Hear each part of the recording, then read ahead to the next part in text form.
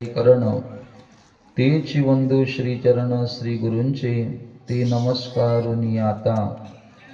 हे सर्वद्या सर्वशक्ती, हे जगद्वारा जगतपती, साह्य व्हावे सत्वरगती, या लेकरा कारणे. हृदय सिंहासन करोनिया माझ्या, बैसे गुरुराया गजानना. ओम नमो सद्गुरु निर्गुणा पार नाही तव गुणा, बैसुनी माझी आरसना हरिगुणा वर्णवी. हरिगुण विशाल पावन, वदवी तू कृपा करुण. मी मूढमती दीन म्हणून किव भाकी तसे, तुमचा प्रसाद जाहलिया पूर्ण. हरिगुण वर्णीन मी जान, एका विनवी तसे चरण, सद्गुरूंचे आदरे. प्रस्तुत प्राप्त प्रसंगी पवित्र स्थळी श्री सोपीनाथ महाराजांच्या पावन सानिध्यामध्ये त्यांच्या सेवेकरता प्रवचनाच्या रूपाने सेवेकरता निवडलेला श्लोक ज्ञानेश्वरी अध्याय 16वा आणि या 16व्या अध्यायामधील प्रथम क्रमांकाचा असा हा श्लोक आहे.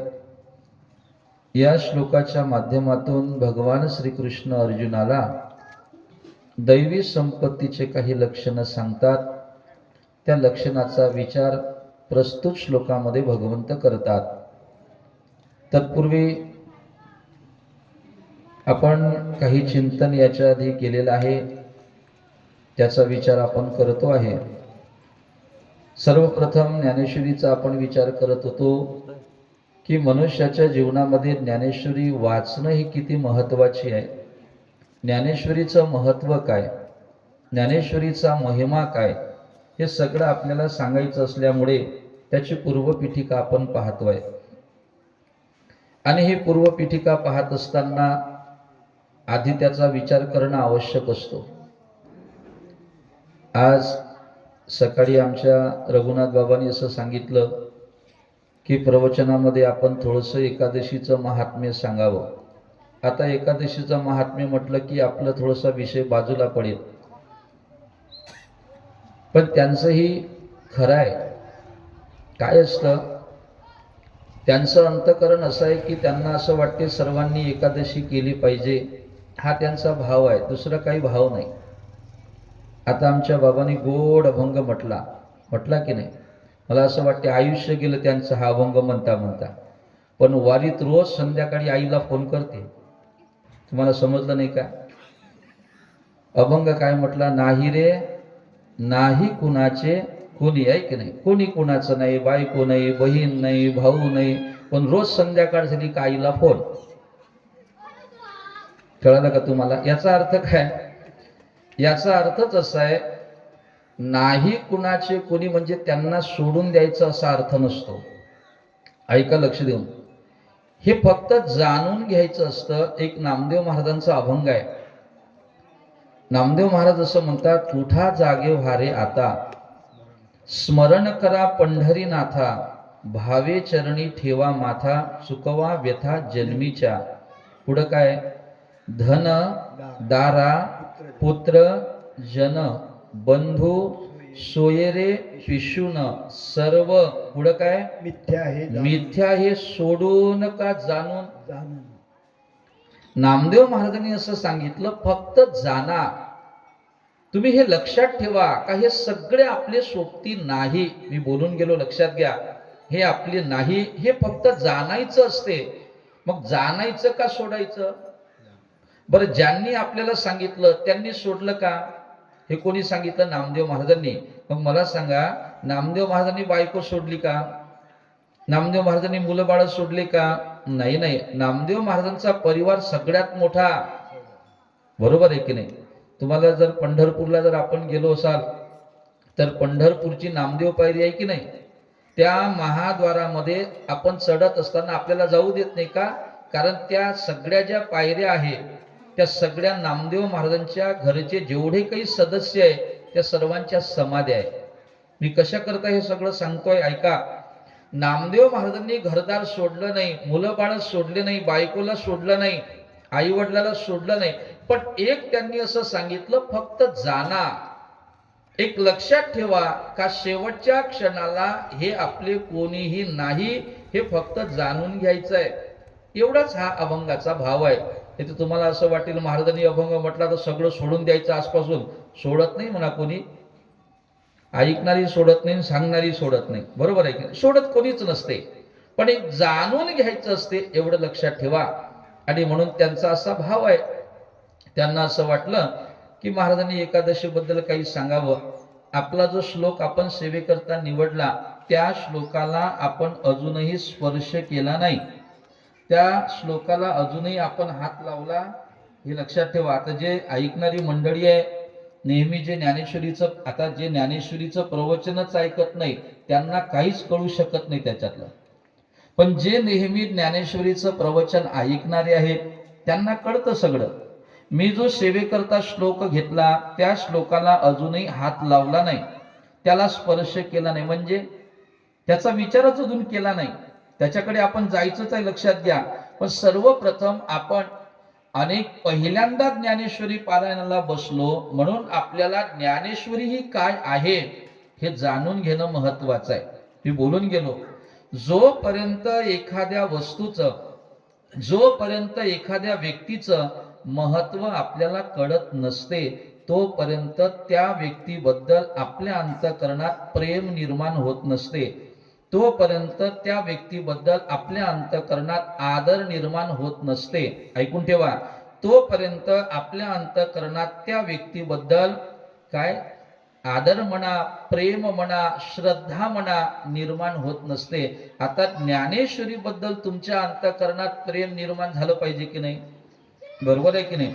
ज्या ज्ञानेश्वरीचं आपण पारायण करतो त्या ज्ञानेश्वरी मध्ये, त्या ज्ञानेश्वरी बद्दल जर आपल्या अंतःकरणामध्ये श्रद्धा निर्माण झाली, प्रेम निर्माण झालं, आदर निर्माण झाला, तरच आपण ज्ञानेश्वरीचा विचार करू, तरच आपण पुन्हा पुन्हा ज्ञानेश्वरी हातात घेऊ. नाहीतर रोज आपण ज्ञानेश्वरी हातात घेणार नाही. मग रोज आपण ज्ञानेश्वरी हातात घ्यावी, रोज आपण ज्ञानेश्वरी वाचावी. याच्याकरिता ज्ञानेश्वरीचं महत्व कळणं ही महत्वाचं आहे. आणि एकदा आपल्याला ज्ञानेश्वरीचं महत्व कळालं की मग आपल्या लक्षात येईल, नाही बाबा खरंच आहे, ज्ञानेश्वरीकडे आपण सामान्य दृष्टिकोनातून पाहतो, ज्ञानेश्वरी एवढी सामान्य नाही, याचा विचार आपल्याला करायचा आहे. म्हणून आपण त्याचा पूर्व विचार करतोय, त्याला पूर्वपीठिका असं म्हणतात. पण त्याच्या आधी आमच्या महाराजांनी थोडंसं एकादशी बद्दल सांगा असं मला सुचवलं, म्हणून सांगण्याचा प्रयत्न करतो. आज एकादशी आहे, सगळ्यांना माहिती आहे, लक्षात घ्या. आज एकादशीचं हे व्रत आहे, आणि या व्रताचा जर आपण विचार केला तर खरं हे साधू संतांनी 3 दिवसाचं हे व्रत सांगितलेलं आहे. पण आता खरं तर 3 दिवसाचं व्रत करणं फार कठीण आहे. 1 दिवसाचंच आपण करत नाही तर 3 दिवसाचं व्रत कसं करणार? पण तुमच्या गावामध्ये एक रत्न जन्माला आला, पण जन्माला येऊन झालं 70 वर्ष झाले असं. तुमच्या गावामध्ये एक रत्न जन्माला आलं, 60-65च्या वर आहे ते आता, पण ते रत्न म्हणावं लागेल का? 65च्या वर धरून घ्या ना, किती की असू द्या, पण एक रत्न तुमच्या गावात जन्माला आलं. खरंच आहे. काय असते, आपल्याला कधी कधी त्यांच्याबद्दल, त्यांच्याकडे पाहत असताना, ते बोलत असताना आपल्याला विनोद वाटते, मजाक वाटते की नाही? पण आम्हीही त्यांच्याकडे पाहत असताना आम्हाला ते सुद्धा आदर्श आहे. कारण आम्ही जरी सांगत असेल तरी आम्हीही करू शकत नाही. हे एकादशीचं जे व्रत आहे ना, हे 3 दिवसाचं व्रत असते, लक्षात घ्या. दशमी पासून ते सुरुवात होते तर ते द्वादशी पर्यंत, बरोबर आहे की नाही? दशमीला एकच टाइम जेवण करायचं असते, एकादशीला काहीच खायचं नसते, आणि द्वादशीला सूर्योदय होत असताना ती एकादशी सोडायची असते, पुन्हा काही खाता येत नाही. असं 3 दिवसाचं हे व्रत आहे, लक्षात घ्या. एकनाथ महाराजांनी असं सांगितलं, ऐशे व्रत 3 दिन करी जो आदरे परिपूर्ण, एका जनार्दनी बंधन तया नाही सर्वथा. काय नाथबाबांनी चिंतन केलं बघा. अरे हे जे व्रत आहे ना, ऐशे व्रत 3 दिन. कोणते 3 दिन? दशमी, एकादशी आणि द्वादशी, या 3 दिवसा मिळून हे एक व्रत आहे. ठीक आहे बाबा, 3 दिवसाचं व्रत आमच्याकडून होत नाही, काही हरकत नाही ना. हळूहळू काय असते, जीवन जगत असताना हळूहळू माणसाने प्रगती केली पाहिजे, एकदम प्रगती होत नसते. आज तुम्ही 3 दिवसाचं व्रत जर तुम्हाला सांगितलं तर तुम्ही करू शकत नाही, मग तुम्हाला पहिल्या दिवसाचं सांगावं लागते, एकच दिवस करा, एकादशीचं व्रत केलं पाहिजे. आता काय आहे, फार विचार करून बोलावं लागते. का बोलावं लागते? कारण सगळे लोक अंगावर आल्याशिवाय राहणार नाही. एक जरी वाक्य सांगितलं, काय वाक्य आहे बरं, मला त्याचा दोष नाही, मी त्याचा गुन्हेगार नाही, आमचं काम काय आहे, संत वाङ्मय जगापर्यंत पोहोचवायचं, हे वक्त्याचं काम असते. एका ठिकाणी तुकाराम महाराजांनी असं वर्णन केलं, ऐका. संत महात्म्यांनी असं सांगितलं की एकादशीला अन्न खाणारी व्यक्ती, आता बरेचसे लोक जेवायला गेलते, आज जिथं मुक्का माहिती दादा जेवायला गेले होते, देतीन काढून, विचाराय जाऊ द्या, त्यांचा विनोद सांगतो, एक सगळ्यांबद्दल बोलतो आहे. एकादशीला अन्न खाणारी व्यक्ती अन्न खात नाही असं संत महात्मे सांगतात. मग काय काय खातात, 2 पद्धतीने सांगतो, ऐका. एका ठिकाणी धर्मशास्त्र असं सांगते का एकादशीच्या दिवशी, ऐकून ठेवा, एकादशीच्या दिवशी सर्व पाप त्या अन्नाचा आश्रय करून राहतात. कुठेच राहत नाही म्हणतात एकादशीला. जेवढे काही जगामध्ये पाप आहे, किती पाप आहे जगात माहिती आहे, सांगतो तुम्हाला, ऐका. आपल्या शरीरावर किती केस आहे, मोजले का कधी? मोजता येईल काय? ऐका. पण धर्मशास्त्र असं सांगते, आपल्या शरीरावर 3.5 करोड केस आहे. तुम्ही म्हणा कमी भरले तर तुम्ही मोजा, कमी भरले तर मी जबाबदार, मोजायचं काम तुमचं, मी मोजणार नाही, बरोबर आहे की नाही? पण 3.5 करोड केस आपल्या शरीरावर आहे. ऐकून ठेवा. एक एक रोम, एका एका रोमातून, एका एका छिद्रातून एक एक केस निघालेला आहे. असे आपल्या शरीरावर 3.5 करोड, 3.5 कोटी केस आहे. मग आता लक्षात घ्या, कशा करताय? शास्त्रकारांनी त्याचं उत्तर असं दिलं की आपल्या शरीरावर असणारे जे 3.5 कोटी केस आहे, कशा करता केस आहे म्हणजे आपल्या शरीराला छिद्र आहे, असा त्याचा अर्थ आहे. एका एका छिद्रामधून एक एक केस निघते की नाही, सांगा ना. जे आपल्या शरीरातून घाम वगैरे निघतो, कशातून? आपल्या अंगाला छिद्र आहे म्हणूनच निघते की नाही? मग मला सांगा, हे 3.5 कोटी केस कशा करताय? शास्त्राने सांगितलं, जगामध्ये 3.5 कोटी पाप आहे. किती पाप आहे? ऐकून ठेवा. जगामध्ये पापाचे प्रकार सांगितले 3.5 कोटी पाप. मग आता त्या पापाला राहण्याकरता जागा पाहिजे की नाही? आपण माणूस आहोत, आपल्याला राहण्याकरता जागा पाहिजे की नाही, घर पाहिजे की नाही, सांगा ना. माणूस म्हटलं की घराची गरज आहे. मग तसं जगामध्ये 3.5 कोटी जर पाप असेल तर पापाने राहावं कुठं? त्या पापाला राहायला सुद्धा जागा पाहिजे की नाही? मग देवाने काय केलं? शास्त्राने असं सांगितलं, बाबा तुम्हाला राहायला जागा नाही ना, मग माणसाच्या शरीरात जाऊन राहा. एक एक पाप एका एका रोमात राहते. ऐकून ठेवा. एक एक पाप आपल्या एका एका रोमात आहे. 3.5 करोड पाप आहे आपल्या शरीरामध्ये राहण्याकरता, त्यांचं ठिकाणच आहे. मी कशा करता हे सगळं सांगतोय, ऐकून ठेवा. जगामध्ये 3.5 करोड पाप एकादशीच्या दिवशी हे कुठंच राहत नाही म्हणतात. मग कुठे राहतात? ते अन्नाचा आश्रय करून राहतात, अन्नाच्या बाजूला राहतात, अन्नावर राहतात, अन्नाचा आश्रय करून राहतात. मग एकादशीला जेवण करणारी जी व्यक्ती आहे ती अन्न खात नसून ती पाप भक्षण करते, असं धर्मशास्त्र आहे. माना नका मानू, सोडून द्या. आता मी सांगितल्यानंतरच तुम्ही पुढच्या एकादशी पासून एकादशी करणार असं नाही, असे किती गेले सांगणारे आहे की नाही? जाऊ द्या तो विषय, फक्त ऐकून ठेवा. एकादशीला सगळी पापे अन्नाचा आश्रय करून राहतात. एक मुद्दा झाला. दुसरा मुद्दा सांगू की नाही विचार पडला, पण सांगतो. कारण काय असते, कोर्टात गेल्यानंतर कोर्टात काय मागते? पुरावा मागते. बघ माहिती आहे की सगळ्यांना, तो खरा असो का खोटा असो, पण पुरावा हा महत्वाचा असतो. तसं मी बोलत असताना हे माझे शब्द नाही, हे माझ्या बगलीतलं नाही, हे माझ्या माथ्यातलं नाही, हे संत वाङ्मयातलं आहे. लक्षात घ्या. जगद्गुरु तुकोबारायांचं आहे. संत महात्म्याने असं सांगितलं की एकादशीला अन्न सेवन करणारी मंडळी अन्न सेवन करत नाही, मग श्वान विष्टे समान. लक्ष देऊ नये का, विस्तार करत नाही, एका वाक्यात सांगतो. श्वान म्हणजे कुत्रा, विष्ठा म्हणजे तुम्हाला कळलं आहे की नाही, ते कुत्र्याची विष्ठा भक्षण करतात असं तुकाराम महाराज सांगतात. असं मी बोलत नाही, हे तुकोबारायांचं मत आहे. म्हणून कृपा करून आपण अरे मला सांगा, काय दुर्दैव आहे माणसाचं. माणसाल्याच कल्याणाकरता झिजवलेलं आहे चंदनासारखं. संत महात्मे स्वतः करता कधीच जगले नाही. संतांचं जगणं ते फक्त आपल्या करता. मग संतांनी आपल्याला कधीतरी वाईट सांगितलं का? कधीच नाही. संतांनी चांगलंच सांगितलं आपल्याला, ऐका. मग संत महात्मे आपल्या कल्याणाचं सांगतात ना बाबा, तरी लोक ऐकत नाही. सांगू तुम्हाला, लोक डॉक्टरचं ऐकतील पण संतांचं ऐकणार नाही.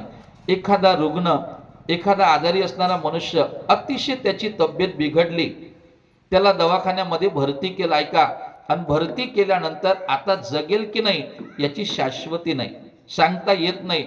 सगळे घरचे लोक, सगळा परिवार, सगळे आप्तजन, सोयरे धायरे डॉक्टरकडे गेले. डॉक्टर साहेब काही करा, आमचा सोयरा वाचला पाहिजे, आमचे नातेवाईक वाचले पाहिजे. कारण त्यांची अवस्था अशी होती का ते जगेल की नाही सांगता येत नव्हतं. सगळे सोयरे धायरे डॉक्टरच्या पाया पडायला लागले. डॉक्टर साहेब पैसा कितीही लागू द्या, पण आमची ही व्यक्ती वाचली पाहिजे, आमचा हा नातेवाईक वाचला पाहिजे. सगळे लोक डॉक्टरला प्रार्थना करायला लागले. डॉक्टर, ऐका, रुग्णाजवळ गेला, त्या आजारी व्यक्तीजवळ गेला आणि त्याला सांगितलं, बघा म्हणे, तुम्ही मरणार आहे. काय सांगितलं? लक्ष द्या, तुम्ही मरणार आहे. तोही महाराज कसा तरी करायला लागला. डॉक्टर साहेब एक काम करा म्हणे, मला मरू देऊ नका, मला वाचवा, मला जगायचंय. हा ठीक आहे, मी आजपर्यंत नया अकोल्यामध्ये सप्ताह झाला सोपीनाथ महाराजचा, आजपर्यंत गेलो नाही, पण पुढच्या वर्षीपासून जाईल ना. पण वाचलो पाहिजे, वाचलो पाहिजे, पुढच्या वर्षी जाईल. मी कुठे बसणार नाही, पण मी मंडपात गेल्याशिवाय राहणार नाही. या वर्षी ज्ञानेश्वरी पारायण केलं नाही, पुढच्या वर्षी कथा असो, पारायण असो, काही असो, पण मी 7ही दिवस कथेमध्ये या मंडपामध्ये गेल्याशिवाय राहणार नाही. डॉक्टर साहेब मी वाचलो पाहिजे, वाचलो पाहिजे. डॉक्टर म्हणतात, ठीक आहे, तुम्ही वाचता, पण एक काम करावं लागेल. काय? तुम्हाला 8 दिवस काही खाता येणार नाही. आता बस एवढंच लक्षात ठेवा. डॉक्टरनी सांगितलं जगायचं असेल तर 8 दिवस तुम्हाला खाता येणार नाही. तर तो रुग्ण काय म्हणेल डॉक्टरला सांगा? तो एकच म्हणेल, डॉक्टर साहेब 8 नाही 10 दिवस काही खाणार नाही, पण मी जगलो पाहिजे. आता विचार करा, डॉक्टरनी सांगितल्यानंतर 10 दिवस हा उपवासी राहायचा प्रयत्न करतो, म्हणजे याची तयारी आहे. पण संत महात्मे 15 दिवसातून 1 दिवस एकादशी करायला सांगतात, तरी माणसं ऐकत नाही. हे मला सांगायचं आहे. किती दिवसातून? 15 दिवसातून. ऐका, 15 दिवसा 1 एकादशी, कार्य न करशी व्रतसार, काय तुझा जीव जातो एका दिशे, फराळाच्या मिशे धनी घेशी. अरे 1 दिवस जर तू उपवासी राहिला, तुझा काही जीव जाणार आहे? बरं, एकादशीला कोण उपवासी राहते सांगा? हा नाही नाही, असं जाऊ द्या. बरं, विनोदाने आपण नेहमीच ऐकतो, असं म्हणतात की नाही, दिवसभर चर पण एकादशी असं आपण नेहमी ऐकतो की नाही? दिवसभर हे कोणा करता? ज्याच्याकडून राहुल्या जात नाही, सवय पडेपर्यंत, त्याला सवय होईपर्यंत त्याने दिवसभर फराळ करायचा. पण महाराज एकादशी करायची. सकाळी बोलता बोलता आपल्याच मंडळीतले एक काका विनोदाने सांगतो, नाही तर येईल धावत, सकाळी फराळाला गेल्यानंतर ते आपले पेटकर महाराज जाय की नाही, सहज असा विषय निघाला, का म्हणे तुम्हाला एकादशी? नाही म्हणे, ॲसिडिटी होते. मग यांनी सांगितलं दुसरं काही खात जा. नाही म्हणे, चावत नाही. बरं ठीक आहे, मग काही फळ वगैरे खात जा. नाही नाही, आपलं गाव खेड आहे, याला पळवाट म्हणते. तुम्हाला समजलं का यातलं काही? नाही समजलं का? उसळ खात जा, ॲसिडिटी होते. ठीक आहे बाबा, मग चिप्स वगैरे खा. नाही नाही, चावत नाही. बरं, फळाळ खा. नाही नाही, आपलं गाव खेळ आहे, याला म्हणतात पळवाट. विनोदाचा भाग आहे. म्हणजे एका वाक्यात सांगायचं झालं, त्यांना करायची नाही, संपला विषय. ज्याला करायची असेल तोशी पळवाट असा बाकीचे काही निमित्त सांगतच नाही. सांगण्याचं तात्पर्य ज्या बघा आमच्या बाबांनी 2-3 प्लेट सकाळी खाल्ल्या, पण किती म्हणा, पण एकादशी करतात की नाही? काल एकच टाइम त्यांनी जेवण केलं का? या वयात सुद्धा ते करतात, हे महत्वाचं आहे, हे लक्षात घ्या. सांगण्याचं तात्पर्य एवढंच आहे, एकादशीचं व्रत अरे आपण माणूस असून करत नाही, शोकांतिक आहे. सांगू तुम्हाला, बुलढाणा जिल्ह्यामध्ये संग्रामपूर तालुका आहे आणि त्या संग्रामपूर तालुक्यामध्ये इलोरा नावाचं गाव आहे. कोणतं गाव आहे? इलोरा. त्या इलोरा गावामध्ये एक संत होऊन गेले, त्यांचं नाव आहे सखाराम. सामान्य माणसालाच करायला सांगतात असं नाही, मी पुढे सांगतो तुम्हाला, थोडक्यात ऐकून ठेवा फक्त. त्या इलोऱ्याला सखाराम महाराज होते. जुना काळ, फार मोठे संत होते. आता त्या काळामध्ये सुद्धा बरेचसे धार्मिक लोक होते. खेडगाव, आणि त्या खेडेगावामध्ये एकादशी सगळी मंडळी करायची. एकादशीचं व्रत आहे. जुने कीर्तनकार कथाकार सांगायचे एकादशीचं व्रत करा, केलं पाहिजे. तुकाराम महाराजांनी सांगितलं, अनेक पुराणामध्ये सुद्धा एकादशीचं महात्म्य सांगितलेलं आहे, एकादशी केली पाहिजे.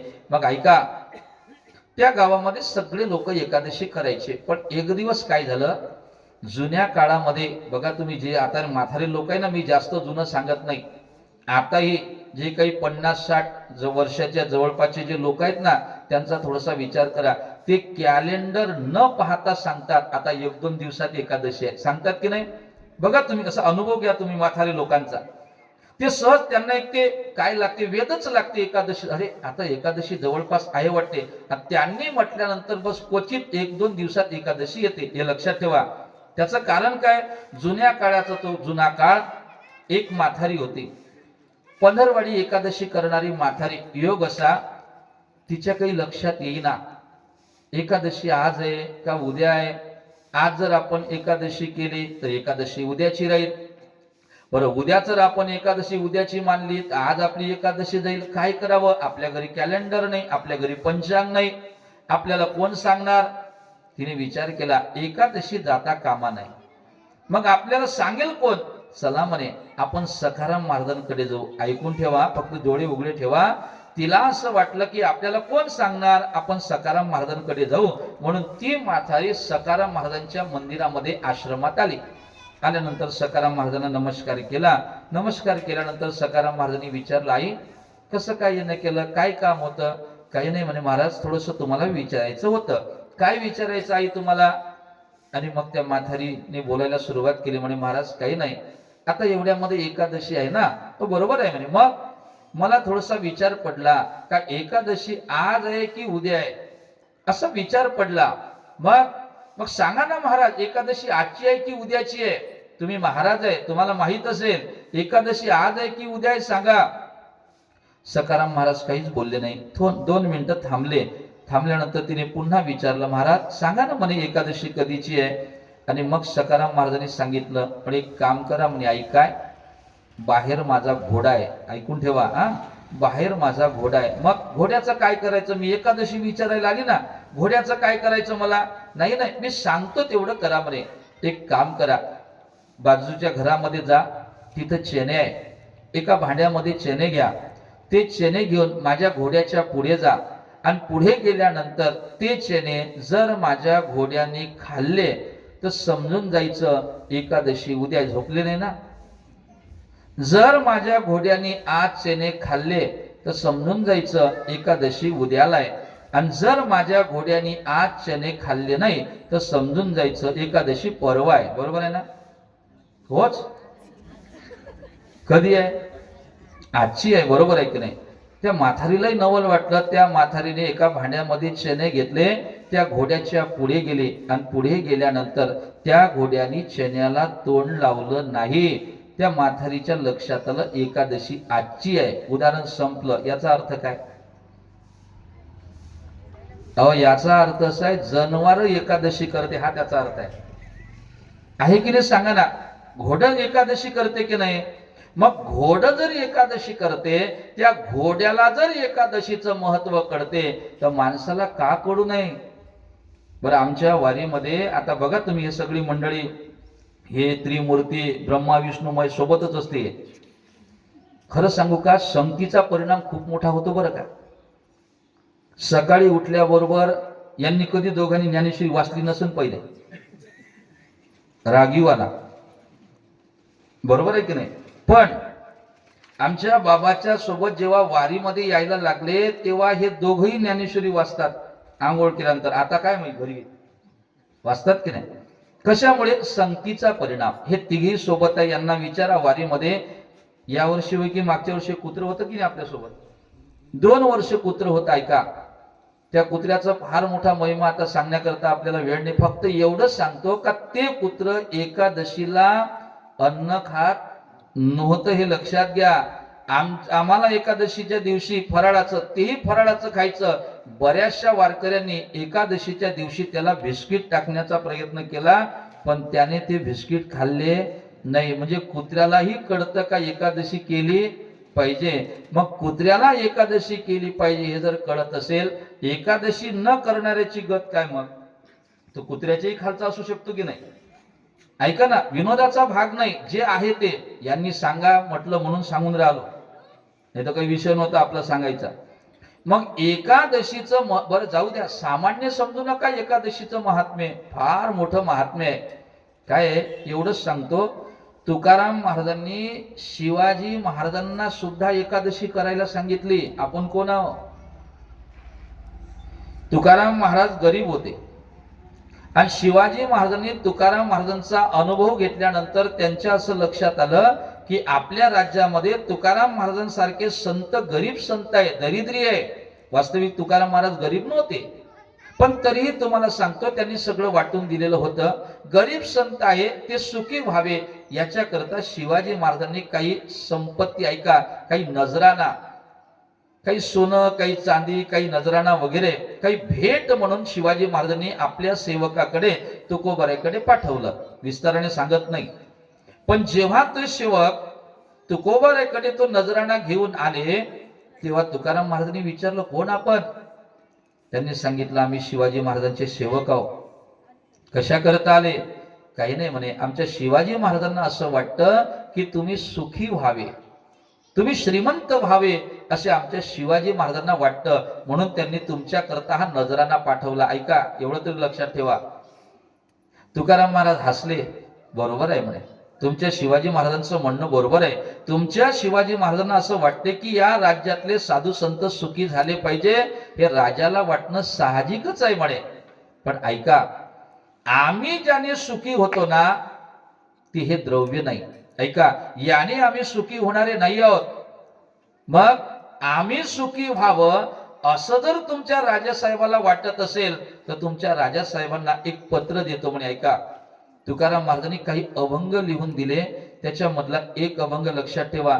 तुमच्या शिवाजी महाराजांना एवढंच सांगा, तुकाराम महाराज सुखी व्हावे असं जर वाटत असेल तर तुम्हाला काय काय करावं लागते हे एका अभंगात तुकाराम महाराजांनी लिहून दिलं. काय काय करायला सांगितलं माहिती आहे का? आम्ही तेने सुखी मना विठ्ठल विठ्ठल मुखी. तुम्ही रात्रंदिवस देवाचं भजन करा, तुकाराम महाराज श्रीमंत झाले असं समजा. अधिक काय करा? कंठी मिरवा तुळशी. मध्यातलं दुसरं चरण सोडून द्या. तुमचे येर वित्त धन ते माझं मृत्तिके समान, हे सोडून द्या, हे इथं महत्वाचं नाही. पण तिसरं चरण लक्षात घ्या. काय करा शिवाजी महाराज तुम्ही? काही नाही, कंठी मिरवा तुळशी. तुम्ही गळ्यामध्ये तुळशीची माळ धारण करा. कोणाला सांगतात? नया अकोल्यातल्या एखाद्या सामान्य माणसाला नाही, शिवाजी महाराजांना सांगतात. तुम्ही गळ्यामध्ये तुळशीची माळ धारण करा. अधिक काय करा? व्रत करा एकादशी. तुम्हाला सांगा, तुकोबारांनी सांगितलं तेव्हापासून शिवाजी महाराजांच्या गळ्यामध्ये तुळशीची माळ आहे आणि तेव्हापासून शिवाजी महाराज सुद्धा एकादशीचं व्रत करत होते, हे लक्षात घ्या. पुढे काय सांगतात? तुकोबारांनी असं सांगितलं, म्हणवा हरीचे दास. तुका म्हणे मजही आस. तुम्ही एक काम करा, मी हरीचा दास आहो असं म्हणत राहा, एकादशीचं व्रत करत राहा, कंठामध्ये तुळशीची माळ धारण करा. आणि काय करा, तुम्ही भगवंताचं भजन करत राहा. याच्यामधला एकच उचला, व्रत करा एकादशी. शिवाजी महाराजांना सुद्धा एकादशी करायला तुकाराम महाराज सांगतात. आपल्याला का सांगणार नाही? कशा करता सांगतात? अरे, एकादशी करणारी व्यक्ती ही भगवंताला फार आवडते, फार आवडते. एका राजाची कथा आहे, मी कथा सांगत नाही, फक्त एवढंच सांगतो. रुक्मांगद नावाचा राजा, माहिती आहे ना सगळ्यांना? ऐकून ठेवा, एक 5 मिनिटामध्ये सांगतो, कारण कथा सांगितली नाही तर तुम्हाला ते महत्व कळणार नाही. एकादशीचं काय महत्व आहे, काय होतं एकादशीने, ऐकून ठेवा. काय झालं म्हणे, एक रुक्मांगद नावाचा राजा होता.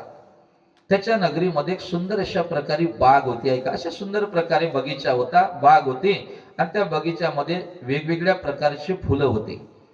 ती फुलं एवढी सुंदर होती, एवढी सुंदर होती का त्या फुलांबद्दल जी मोह आहे, ऐका, त्या फुलांबद्दल जी आसक्ती आहे ना, ते स्वर्गातल्या इंद्राला होती. कोणाला होती? इंद्रदेवाला. मग इंद्रदेव काय करायचा, आपल्या सारथ्याला, मातली नावाचा सारथी, त्याला त्या रुक्मांगद नावाच्या राजाकडे, म्हणजे त्याच्या नगरीमध्ये, त्याच्या बागेमध्ये पाठवायचा, आणि त्याच्या बागेतून इंद्राकरता फुलं जात होती. किती भाग्यवान आहे, विचार करा ना. त्याच्या बागेमध्ये मातली नावाच्या सारथीने विमान घेऊन यावं, कोणालाही न कळता त्या बागेतली फुलं तोडावी आणि इंद्राकरता घेऊन जावे. असा बराच दिवसचा तो उपक्रम चालला.